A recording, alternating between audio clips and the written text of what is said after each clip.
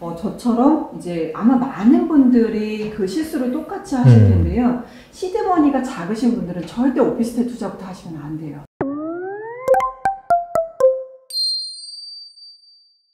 이번에는 앞서서도 이제 평범한 그런 직장인들에게 생애 주기상 이렇게 부를 이루는 부동산을 통해서 그런 것들을 말씀해 주신다고 하셨는데, 그래서 이제 이게 핵심인 것 같아요. 자, VIP가 아닌 평범한 뭐 30대, 40대? 자, 이런 분들이, 어떻게 본다면 가장 왕성하게 활동할 때긴 한데, 그렇다고 축적한 자산은 많지가 않은 것 같아요. 그죠? 특히나 맞벌이고 자녀가 없으면은 또 모르겠는데, 만약에 자녀가 있고 한다면은 막 열심히 활동을 하는데 모아놓은 자산은 좀 애매하고, 그런 분들이 어떻게 본다면 내 집 마련이라든지 이 부동산 투자 관련해 가지고 좀 고민이 많으실 것 같긴 하거든요. 자, 이분들 뭐부터 해야 될까요? 제가 생애주기별이라는 걸 좀 정리를 좀 했는데요. 네네. 생애주기별이라고 하는 건 뭐냐면 저희가 크게는 한 4단계 정도로 나눌 수 있어요. 그러니까 모든 사람들에게 똑같이 부동산 투자법이 들어가지는 않습니다. 그러니까 네네. 본인 상황이 맞아야 되는 거거든요. 그러니까 어떤 사람은 오피스텔을 사서 월세를 받는 게 맞고, 네. 어떤 사람은 내 집 마련을 먼저 해야 되는 게 맞는 것처럼 그 본인의 상황에 맞춰야 되는데, 30에서 40대들은 결혼을 하신 분도 있지만 아직은 직장 생활을 다니면서 아직은 결혼하지 않으신 분들도 좀 많이 있죠. 네네네. 좀 혼재되어 있는 층이세요. 네네. 그런데 앞으로 곧 내 집 마련을 좀 해서 뭔가 자산을 형성해야 되시는 분들인 건데요.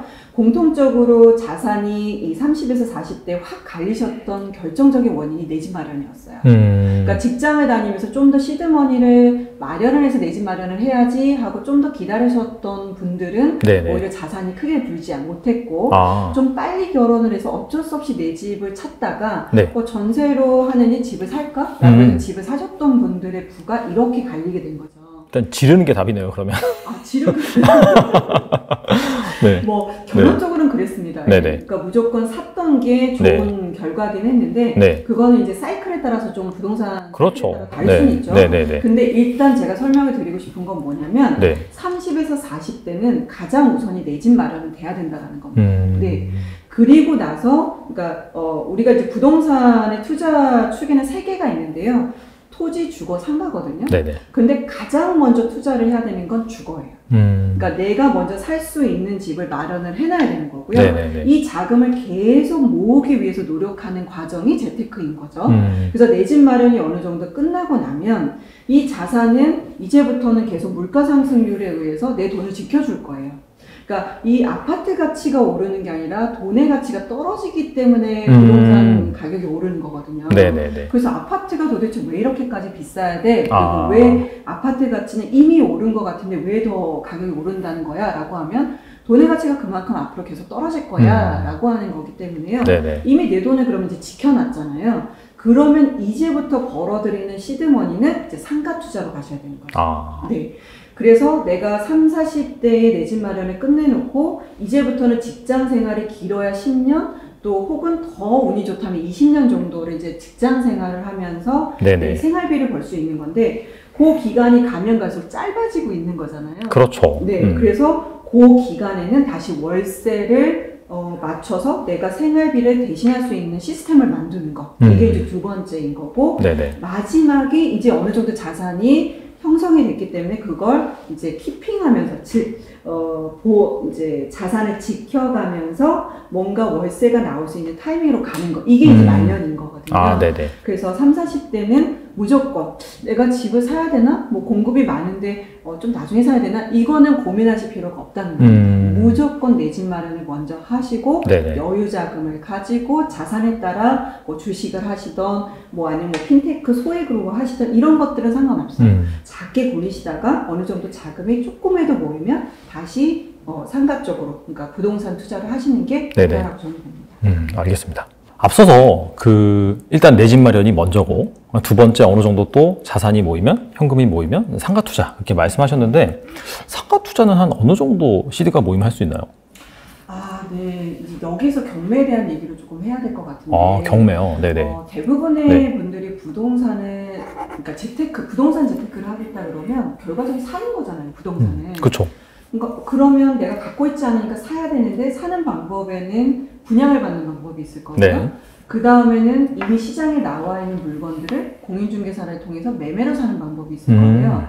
이 두 가지만 하시는 분들이 일반적인 투자법이죠. 근데 하나 더 살 수 있는 방법이 경매거든요. 그래서 경매라고 하는 건 뭐 물건이 많지는 않습니다. 전체 부동산 시장에서 뭐 많아야 한 10%, 20% 정도의 비중이긴 하지만 그래도 내가 분양을 받을 수도 있고 매매로 살 수도 있고 경매로 살 수 있는 이 세 가지의 방법을 다 알고 있으면 분양으로 나오는 물건도 제가 살 수 있고 경매로 정말 좋은 물건이 나왔을 때 그 기회를 놓치지 않고 살 수 있잖아요. 그래서 경매를 꼭 배우셨으면 좋겠고 그렇게 작은 돈을 가지고 본래 갖고 있던 가치보다 조금 떨어져서 사는 게 경매거든요. 그러면 물론 좋은 물건이 많이 떨어지진 않아요. 근데 시장에는 좋은 물건도 있고 나쁜 물건이 있는데 이상하게도 이 매매 시장에서 나쁜 물건이 아주 많이 떨어지진 않습니다. 네. 안 팔리는 거지 그 가격을 고수를 해요. 네, 그쵸. 주인이 내가 5억을 샀는데 이 가치가 3억으로 떨어졌어도 형편이 없어서 3억에 팔려고 잘 안 합니다. 그렇겠죠. 지고 가려고 하죠. 그래서 이거를 늘 5억이라고 주장을 하고 시장에서는 이게 평가가 절하되는 부동산들이 많이 없는 건데 경매는 채권, 말하자면 돈을 빌려준 사람에게 돈을 돌려주기 위해서 법원이 강제로 진행을 합니다. 그래서 처음에 5억을 내놨는데 아무도 사주지 않으면 20%씩 바로 강제로 그 한 달마다 깎아버리고요. 경기도 지역은 30%씩 깎아버립니다. 왜 이렇게 많이 깎아요? 빨리빨리 채권자에게 돈을 돌려주려고 하는 거죠. 근데 특이한 게 전체 부동산 시장에서 한 10%에서 20% 정도로 하셨는데 그게 뭐 적다고 볼 수 있지만 또 크다고도 볼 수 있을 것 같긴 하거든요. 그래서 경매 시장이 크게 열릴 때가 있고요. 좀 작게 열릴 때가 있는데 경매 시장도 그 부동산 시장의 바로미터 혹은 선행 지수라는 표현들을 많이 써요. 그래서 지금 이렇게 코로나로 경기가 어려우면 경매 물건이 지금 많을 것 같아서 적을 것 같은데요? 지금이요? 근데 이게 최근에 코로나 사태 같은 경우에는 분명히 큰 피해를 보고 경제적으로 어려운 분들도 많이 양성이 됐지만 반대로 또 부자들도 많이 나오긴 했거든요. 그래서 솔직히 말씀드리면 종잡을 수가 없어요. 많을 것 같진 않다. 생각보다 많을 것 같진 않다. 제 생각에는 많을 것 같진 않다 생각보다. 굉장히 식견이 좋으십니다. 그래요? 대부분은 찍었습니다. 대부분은 경매 물건이 상당히 많을 거라고 생각들을 하십니다. 왜냐하면 코로나로 정말 우리 주변에 문 닫는 부동산들도 굉장히 많이 받고 그러면 그 상가들이 다 경매로 넘어지는 거 아닌가? 라고 생각하는데요. 아주 재밌게도 지금은 그 어느 때보다 경매 물건이 적습니다. 왜 그럴까요? 아파트 주택도 적고요. 상가도 적습니다. 그러니까 이게 경매로 넘어오려면 금매 시장에서 처리가 안 될 때 경매로 넘어오는 거거든요. 근데 금매 시장에서 처리가 된다는 얘기는 그만큼 시장이 좋다라는 반증이에요. 그래서 지금 이락 대표님이 얘기해 주신 것처럼 그 시장에는 이미 이제 M2 자금이라고 하는 유동 자금이 충분히 있고 또 그 다음에 정부가 푼 자금부터 또 이미 내가 갖고 있었던 자산이 또 올랐잖아요. 그러다 보니까 이 팔아서 그러니까 실익을 이미 그 회수하신 분들도 뭔가를 사야겠는데 주택시장으로 갈 수가 없는 거죠. 왜냐면 규제가 너무 강하니까. 그래서 반사이익으로 상가 쪽으로 많이 오게 되면서 오히려 상가 시장에 급매물로 나왔어야 되는 물건들이 다 해소가 됐고요. 그러다 보니 경매 물건으로 나오는 물량들이 상당히 적습니다. 그래서 의외로 코로나 때문에 지금 경기가 많이 안 좋을 거라고 생각을 하시지만 생각 외로 굉장히 기조가 좋은 편입니다. 이게 약간 좀 전반적으로 자산 가격, 특히나 뭐 주식이나 부동산 가격이 많이 올라가지고 이게 매물이 좀 안 나오는 그런 부분이 좀 있는 것 같네요. 말씀을 들어보니까. 맞습니다. 그래서 좀 이제 많이 돌아가기는 했지만 그래서 경매로 내가 갖고 있는 돈이 만약에 1억인데 시장에서 1억을 가지고 어떤 부동산을 사려고 하면 뭐 대출을 50% 받는다고 하면 2억밖에는 못 사는 거잖아요. 그리고 그 2억에서 뭐 수익률 3%라고 하면 뭐 50만 원? 뭐 이렇게까지밖에는 뭐 혹은 100만 원밖에 월세를 못 받는 건데 경매로 조금 더 낮은 물건을 그럼 이제 사게 되면 거의 3억 정도의 자산 가치를 갖고 있는 애를 사게 되고 그러면 그 기반으로 정상화가 되면 월세가 좀 더 많이 나오는 상황이 되는 거죠. 그래서 자금이 많으신 분들도 경매를 하지만 오히려 시드머니가 조금 작으신 분들은 경매로 소액 투자하시기가 상당히 좋습니다. 그래서 경매는 물건이 많지는 않으나 그 물건을 사주는 세 개의 방법의 축을 내가 갖고 있다라는 건 그만큼 경쟁력을 갖고 있는 거기 때문에 뭐 관심 가지고 지켜보시면 좋을 것 같습니다.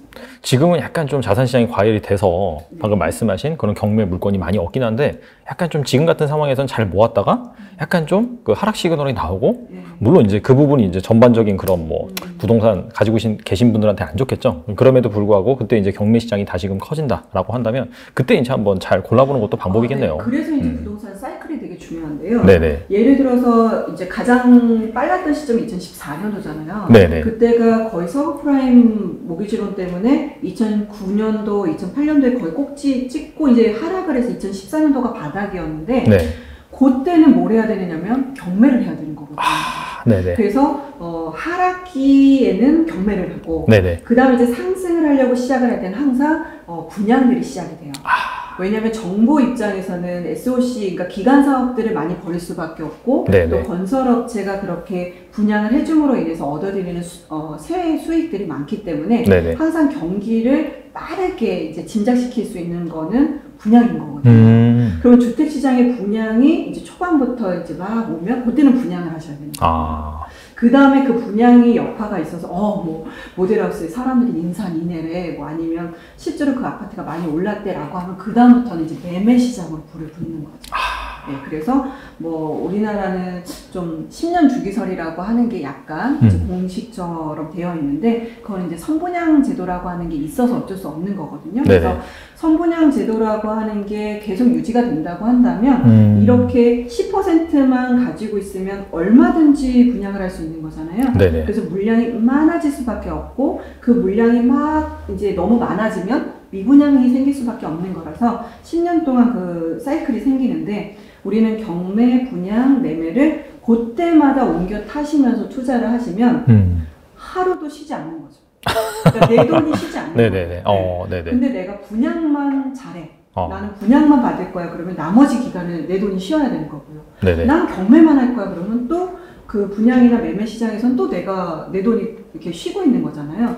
그러면 내 돈이 쉬게 하는 게 가장 나쁜 투자인 거거든요. 그래서 경매를 하시냐라고 하는 건 생각보다 경매 낙찰받기 쉽지 않다던데 혹은 생각보다 경매 물건이 많지 않던데 이거는 차치하고더라도 그 사이클에 맞춰서 내 돈이 쉬지 않게끔 투자를 하실 수 있는 좋은 방법이기 때문에 꼭 하나는 챙겨가셨으면 좋겠다. 이렇게 보시면 될 것 같아요. 알겠습니다. 뭐 좋은 물건을 고르는 방법이라든지 좀 더 구체적인 내용은 이제 더 전문가의 영역이겠죠. 뭐 그거는 책을 참조하시면 될 것 같아요. 제 생각에는.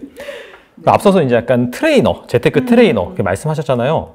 그래서 이제 부자 근육을 키워주신다 이런 얘기도 하신 걸로 알고 있는데 이게 어떤 의미인가요? 그러니까 제가 제가 이제 저도 디자이너로 활동을 했고 디자이너로 활동을 하다 보니 본의 아니게 뭐 그러니까 아파트의 평면도를 제가 직접 만들기도 하고, 그러니까 디자인을 하기도 하고, 분양 관련된 일을 하기도 하고, 또 창업 쪽에 뭐 업체들의 인테리어 매뉴얼 같은 것들 막 제가 디자인을 해주기도 하면서 나름 나는 부동산 시장에서 일을 하는 사람이야 라고 생각을 했고 잘 알고 있다고 생각을 했는데 제가 첫 그 부동산을 산 게 오피스텔이었어요. 아파트를 사야 되는데 오피스텔을 산 거죠. 그런데 오피스텔은 저처럼 이제 아마 많은 분들이 그 실수를 똑같이 하실 텐데요. 시드머니가 작으신 분들은 절대 오피스텔 투자부터 하시면 안 돼요. 근데 역설적으로 시드머니가 작기 때문에 오피스텔 투자하는 거 아니에요? 그러신 분들이 너무 많아요. 왜냐하면 금액이 일단 너무 작고 그 다음에 대출도 많이 되고 그 다음에 월세도 좀 나오고 그래서 모든 소액 투자자들을 겨냥을 해서 이 오피스텔들이 분양이 되는데요. 문제는 오피스텔의 성격이 뭐냐면 자그마한 땅이 굉장히 높게 지어진 애기 때문에 토지 지분이 작아요. 그 얘기는 뭐냐면 철저하게 이 부동산의 가치가 월세, 수익률에 의해서 좌우가 된다는 거고 이렇게 월세 기반형인 부동산들은 매각 차익이 크지 않습니다.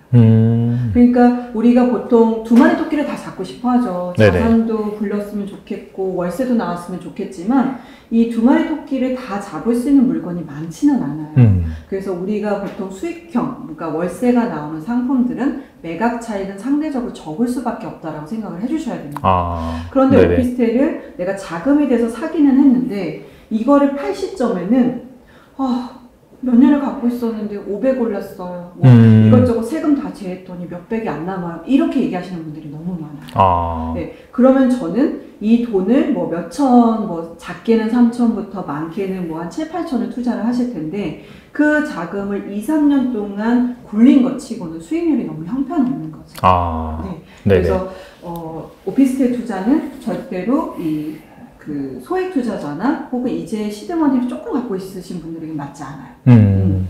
그래서 지금 이런 기초 지식들을 사람들이 모르시더라는 거죠. 네네. 저도 그랬고 그래서 저도 공부를 시작을 했는데 네네. 그렇게 공부를 했던 방법들이 시간이 지나서 놓고 보니 다른 분들도 저처럼 시행착오를 겪지 않으셨으면 좋겠다 라고 해서 이제 만든 책이 부자 근육을 키워라 라는 책이었고요. 네네. 그러면 이제 제일 처음 할 거는 뭐냐면 마인드를 좀 바꿔주는 일이에요. 근데 모든 분들이 부자가 되고는 싶어 하고 내가 정말 은퇴하고 싶어.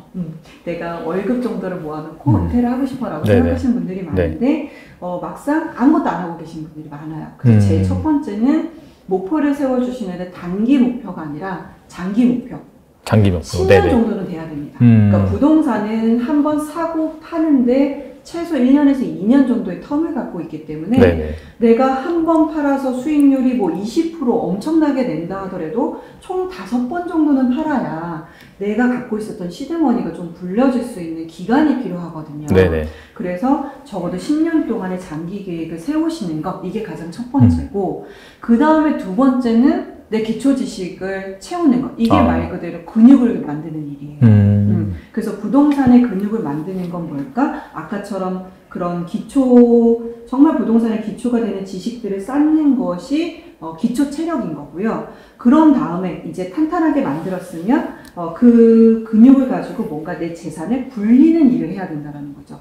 근데 대부분의 사람들이 자꾸 돈을 갖고 있으면 굴리는 데만 초점을 맞추지 내 몸에 근육을 만드는 거에 초점을 맞추시지 않는다라는 거예요. 그래서 시간이 좀 걸리지만 아까처럼 지하철도 외우고 그 다음에 내가 상권을 많이 알기 위해서 지하철도 가보고 이런 연습들을 2, 3년 동안 아주 풍족히 하셔라 라고 하는 개념이 부자 근육을 키워라 라는 개념이고요. 그래서 제발 지역에 대한 것부터 먼저 배우자. 이게 키포인트라고 생각하시면 될 것 같아요.